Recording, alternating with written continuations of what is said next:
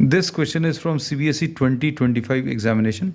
The statement of the problem says f is a function relating real numbers to real numbers and is defined as fx is equal to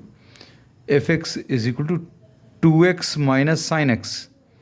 Then you have to find out the nature of the function, whether this is decreasing or increasing, or maxima maximum at x equal to pi by 2, maximum at x equal to 0. कुछ options दिए हैं. So we will now try to analyze the function. Suppose f dash x अगर आप निकालें तो इसका derivative x का 1 आ जाएगा और sin x का cos x आ जाएगा. So this will be 2 minus cos x. If you know the values of cos x, the value of cos x lies between -1 and +1. तो ये 2 में से माइनस कर रहे हैं, मतलब ये हमेशा पॉजिटिव आने वाला है. लेकिन अभी हम इसको थोड़ा सा मैथमेटिकली एक्सप्रेस कर दे रहे हैं. The value of cos x lies between -1 and +1, ऐसा लिख सकते हैं. -1 और +1 के बीच में है.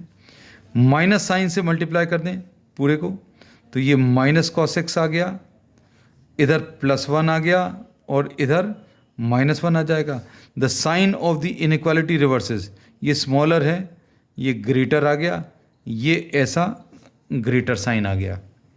Now add 2 to all the terms, तो 1 + 2 ग्रेटर देन और equal to 2 minus cos x greater than or equal to 2 minus 1. So we say that 2 minus cos x lies between 3 and 1. अब इसको कह सकते हैं कि 2 minus cos x की value, अब थोड़ा सा पलट कर लिख दे रहे हैं, वही चीज़ लिखिए. 2 minus cos x जो है बड़ा है 1 से. 2 minus cos x बड़ा है 1 से और छोटा है किससे? 3 से. So we say that value of 2 minus cos x lies between 1 and 3. So therefore 2 minus cos x is positive always.